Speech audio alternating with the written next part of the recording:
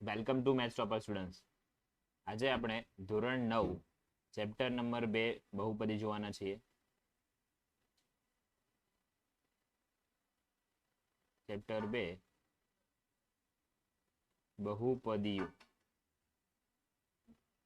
Okay, તો બહુપદીઓ એટલે કે બહુ મતલબ વધારે, બહુનો મતલબ શું થાય છે? વધારે. પદીઓ એટલે પદ. તો અહીંયા આપણે એનો અભ્યાસ કરીએ કે એક કરતા વધારે જે પદો હશે, બરાબર છે, એનો અભ્યાસ કરવાનો છે કે એક કરતા વધારે પદો હશે એને આપણે શું કહીએ છીએ? બહુપદીઓ કહીએ છીએ. હવે બહુપદીઓ સમજતા પહેલા આપણે ચલ એટલે શું, ચલ એટલે શું, તો ચલને આપણે વ્યાખ્યાયિત કરવો છે. તો કેવી રીતે વ્યાખ્યાયિત કરીશું? જેની કોઈ નિશ્ચિત કિંમત ના હોય, નિશ્ચિત કિંમત ન હોય તેને ચલ કહે છે. જેની કોઈ નિશ્ચિત કિંમત ન હોય તેને ચલ કહે છે. અથવા આપણે બીજી વ્યાખ્યા લખીએ, અથવા જે ભિન્ન કિંમતો ધારણ કરી શકે, જે ભિન્ન કિંમતો ધારણ કરી શકે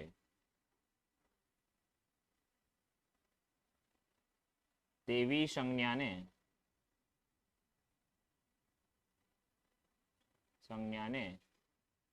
ચલ કહે છે.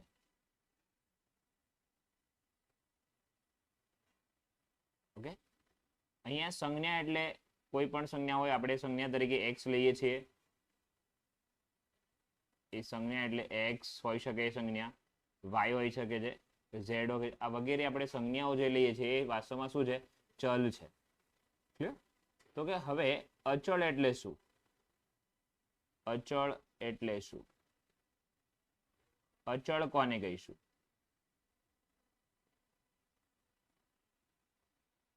જેની કોઈ નિશ્ચિત કિંમત હોય,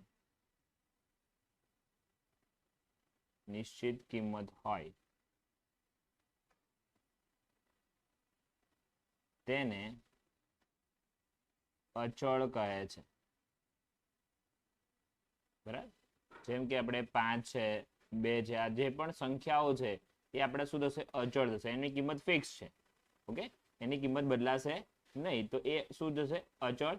અને ચલ એટલે કે જેની કોઈ નિશ્ચિત કિંમત ના હોય, અથવા તો જે ભિન્ન કિંમતો ધારણ કરી શકે તેવી સંજ્ઞાને આપણે શું કહીએ છીએ? ચલ કહીએ છીએ. જેમ કે x, y, z, તો આ શું છે? ચલ છે. હવે ચલ અને અચળ બંને બાદબાકી, ભાગાકાર, ગુણાકાર સ્વરૂપમાં થઈને એક પદ બનાવે છે, જેને આપણે પદાવલી કહે છે. તો ચલ અચળ ભેગા થઈને શું બનશે? પદ બનશે. હવે આપણે અહીંયા સમજવાનું કે સહગુણક એટલે શું? સહગુણક. સહગુણક કોને કહીશું? તો સહ એટલે સાથે. સહનો મતલબ શું થાય છે અહીંયા? સાથે. અને ગુણક એટલે કે ગુણાકારમાં. તો ચલની સાથે જે અચળ સંખ્યા ગુણાયેલ છે, ચલની સાથે જે અચળ સંખ્યા ગુણેલ છે તેને આપણે શું કહીએ છીએ? તેને સહગુણક કહે છે. તેને સહગુણક કહે છે. ઉદાહરણ તરીકે 5x નો વર્ગ પ્લસ 3x પ્લસ 2. જો આવી કઈ બહુપદી છે તો અહીંયા x ના વર્ગની સાથે x ના વર્ગનો સહગુણક પૂછે તો x ના વર્ગની સાથે શું ગુણાયેલું છે? 5. આ x છે એ ચલ છે, ચલની સાથે 5 અચળ સંખ્યા, તો x ના વર્ગનો સહગુણક કેટલો થશે? તો કે 5. આ x નો સહગુણક કેટલો થશે? 3. અને આ તો શું છે? અચળ પદ છે. તો સહગુણક એટલે કે જે ચલની સાથે જે અચળ સંખ્યા ગુણાયેલ છે એને આપણે શું કહીએ છીએ? સહગુણક કહીએ છીએ. હવે આપણે બહુપદીના પ્રકાર જોઈએ. તો ઘાતના આધારે આપણે પહેલા પ્રકાર જોઈએ કે બહુપદીના ઘાતના આધારે પ્રકાર કેટલા પડે છે. બહુપદીના પ્રકાર. તો સૌપ્રથમ આપણે સુરેખ બહુપદી. સુરેખ બહુપદી. સુરેખ બહુપદી કોને કહીશું? તો જે બહુપદીમાં ચલની મહત્તમ ઘાત એક હોય તો તે બહુપદીને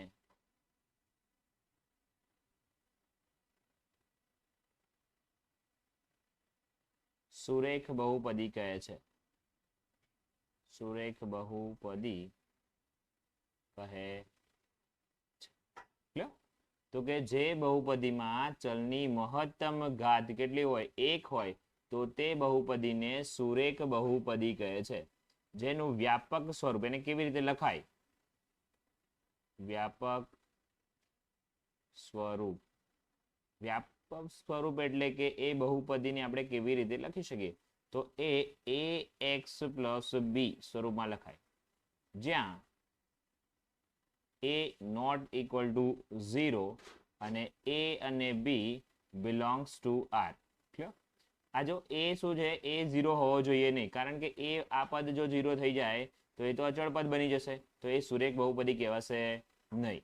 અને a અને b belongs to r એનો મતલબ કે a અને b છે એ કોઈ વાસ્તવિક સંખ્યા છે. a અને b શું છે? કોઈ વાસ્તવિક સંખ્યા હશે. ઉદાહરણ તરીકે હું a બરાબર 5 લઉં, 5x, અને b બરાબર 2 લઉં, તો આ 5x + 2 છે એ કેવી બહુપદી છે? સુરેખ બહુપદી છે. x - 1, અહીંયા x ની કેટલી ઘાત છે? 1 ઘાત છે. કંઈ ના હોય ને ઘાત તો 1 ઘાત કહેવાય. મતલબ આ બહુપદી કેવી છે? સુરેખ બહુપદી. એકલું x લખીએ તો પણ આ કેવી બહુપદી છે? સુરેખ બહુપદી થશે. t લખ્યું હોય તો પણ આ કેવી બહુપદી થશે? સુરેખ બહુપદી, કારણ કે અહીંયા ઘાત કેટલી છે? 1 છે. ડન. તો સુરેખ બહુપદી ખબર પડી ગઈ હશે. હવે જોઈએ દ્વિઘાત બહુપદી. ઓકે, દ્વિઘાત બહુપદી. દ્વિઘાત બહુપદી કોને કહેવાય? તો બીજો પ્રકાર દ્વિઘાત બહુપદી.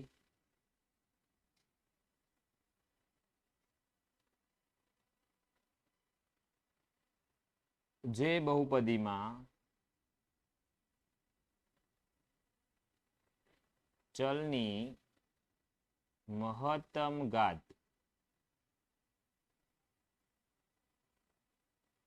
બે હોય તો તે બહુપદીને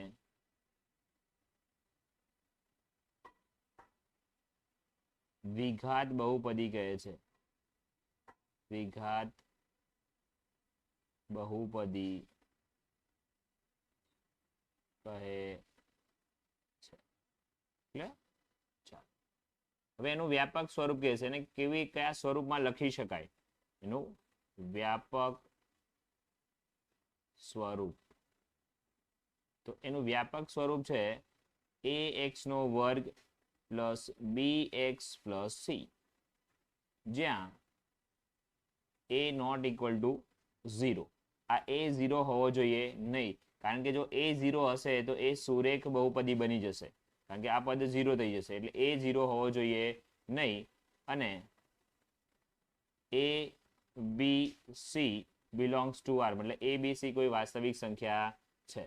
ઓકે, ઉદાહરણ જોઈએ તો 2x² + 4x + 2. તો આ કોઈ બહુપદી બને છે. અહીંયા ઘાત કેટલી છે? મહત્તમ ઘાત 2 છે, મતલબ આ કેવી બહુપદી છે? દ્વિઘાત બહુપદી. એવી જ રીતે 3x² + 5x + 1, તો આ બહુપદી પણ કેવી થશે? દ્વિઘાત બહુપદી. ઓકે, તો જે બહુપદીમાં 2 ઘાત હોય, મહત્તમ કેટલી ઘાત હોય? 2, તો એવી બહુપદીને આપણે શું કહે છે? દ્વિઘાત બહુપદી કહે છે. ઓકે, હવે ત્રિઘાત બહુપદી કોને કહેવાય? ત્રિઘાત બહુપદી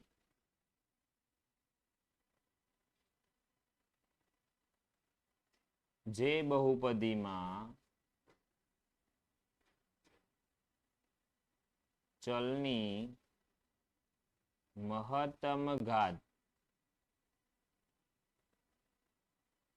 3 હોય, ચલની મહત્તમ ઘાત કેટલી હોય? 3 હોય, તો તે બહુપદીને ત્રિઘાત બહુપદી કહે છે. તો તે બહુપદીને ત્રિઘાત બહુપદી કહે છે. ઓકે, એનું વ્યાપક સ્વરૂપ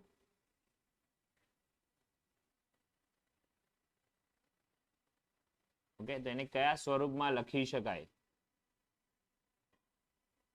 તો એ બનશે a x ની 3 ઘાત પ્લસ બી એક્સ નો વર્ગ plus C x plus D. Okay, અહીંયા સૌથી મોટી ઘાત કેટલી છે? 3 છે. મહત્તમ ઘાત કેટલી છે? 3. મતલબ કે આ કઈ બહુપદી છે? ત્રિઘાત બહુપદી, જ્યાં a નોટ ઇક્વલ ટુ 0, જ્યાં a 0 હોવો જોઈએ નહીં, અને a b c d belongs to r. મતલબ a b c શું હશે? કોઈ વાસ્તવિક સંખ્યા હશે. બરાબર છે. ઉદાહરણ તરીકે આપણે લઈએ તો 3x ની 3 ઘાત પ્લસ 3x નો વર્ગ પ્લસ x પ્લસ 1. તો અહીંયા મહત્તમ ઘાત કેટલી છે? 3 છે. મતલબ આ કેવી બહુપદી કહેવાશે? ત્રિઘાત બહુપદી. x ની 3 ઘાત પ્લસ 3x નો વર્ગ પ્લસ 3x પ્લસ 1. તો અહીંયા પણ મહત્તમ ઘાત કેટલી છે? 3. મતલબ આ કેવી બહુપદી બનશે? ત્રિઘાત બહુપદી. તો જે બહુપદીમાં ચલની મહત્તમ ઘાત 1 હોય, તો એને કઈ આપણે શું કહેતા હતા પહેલા? સૌથી પહેલા સુરેખ બહુપદી. સૌથી પહેલા શું જોઈ ગયા? સુરેખ બહુપદી. તો કે જે એમાં ઘાત કેટલી હતી? 1, તો એને શું કહેવાય? સુરેખ બહુપદી. દ્વિઘાત બહુપદી, તો જે બહુપદીમાં ચલની મહત્તમ ઘાત કેટલી હોય? 2 હોય, તો એને શું કહે છે? દ્વિઘાત બહુપદી. અને ત્યારબાદ ત્રિઘાત, કે જે બહુપદીમાં મહત્તમ ઘાત કેટલી હોય? 3 હોય, તો એને શું કહે છે? ત્રિઘાત બહુપદી કહે છે. ઓકે, તો આ હતું ચેપ્ટરનું ઇન્ટ્રોડક્શન. હવે ચલના આધારે પણ પ્રકાર પડે છે. તો એક ચલ બહુપદી એટલે ચલ એક હોવો જોઈએ. જો એક ચલ બહુપદી, તો જે બહુપદીમાં